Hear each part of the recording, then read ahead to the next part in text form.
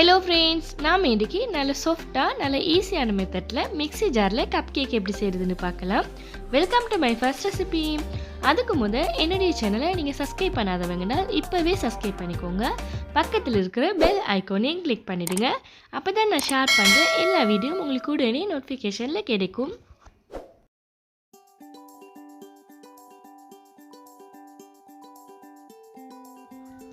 CupCake செய்யறதுக்கு ஃபர்ஸ்ட்ல mixie ஜார்ல 2 எக் ஆட் பண்ணிக்கோங்க.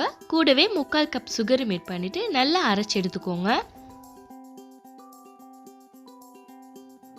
சுகர் நல்லா கரைஞ்சி எக் நல்லா நொர வர அளவுக்கு நல்லா அரைச்சு எடுத்துக்கோங்க. இதை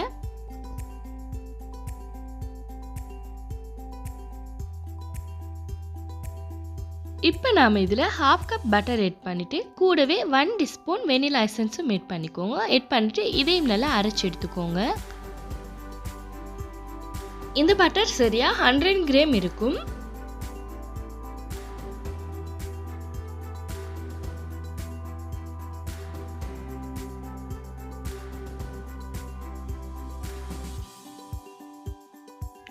பட்டரும் நல்லா பீட் ஆகி வந்திருக்கு. இந்த ஸ்டேஜில் நம்ம கோதுமைமா 1 கப் ஆட் பண்ணிக்குவோம்.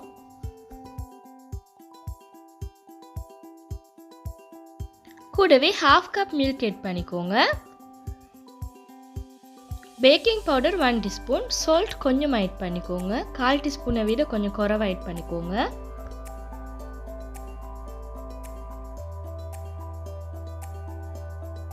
இப்போ நாம் இதை அரைச்சி எடுத்துக்கலாம். இந்த மா ஆட் பண்ணதுக்கு அப்புறமா இதை மிச்ச நேரம் அரைக்கக்கூடாது. சம்டைம் நீங்கள் மிச்ச நேரம் அரைச்சிட்டிங்கன்னா கேக் சரியாக வருது.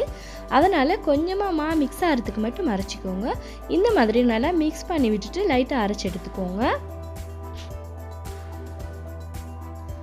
சுகர், எக், பட்டர் இது மூணும் நல்லா சேர்ந்து பீட் ஆனதுக்கு அப்புறமா நான் ஃபர்ஸ்ட்டில் மில்க் ஆட் பண்ணாமைக்கு மாவு ஆட் பண்ணிவிட்டு அதுக்கப்புறமா தான் மில்க் ஆட் பண்ணுவேன். அதுக்கு ரீசன் என்னென்றால் நீங்கள் சம்டைம் எக், சுகர், பட்டர் நல்லா பீட் ஆனதுக்கு அப்புறமா அதுக்கு மேலே மில்க் ஆட் பண்ணிட்டீங்க என்றால் மில்க் பீட் பண்ணும்போது துண்டு துண்டாக வேறையாக பட்டர் எல்லாம் பிரிஞ்சு வந்துடும்.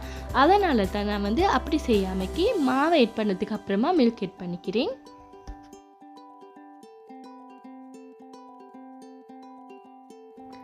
இது நல்லா அரைச்சதுக்கு அப்புறமா இதை அப்படியே கப் கேக் ட்ரேல ஆட் பண்ணிக்கலாம்.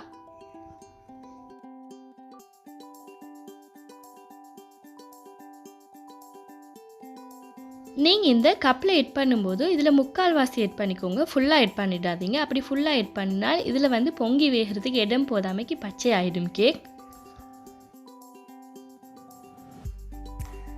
எல்லாம் ஆட் பண்ணதுக்கு அப்புறமா இதை இந்த மாதிரி கொஞ்சமாக தட்டி விட்டுட்டு அவனில் எடுத்து வச்சுக்கோங்க.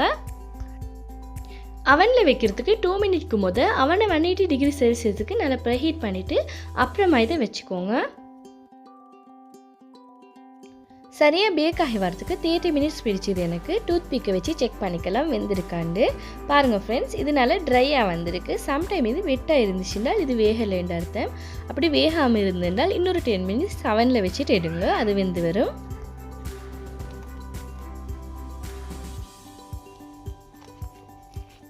பாருங்கள் ஃப்ரெண்ட்ஸ், கேக் நல்ல கலராகவும் வந்திருக்கு, நல்ல பேக் ஆகி நல்ல சூப்பராகவும் வந்திருக்கு. உங்களோட கிட்ஸ் எல்லாம் கேட்டால் நல்ல குயிக்காகவே செஞ்சு கொடுத்துலாம்.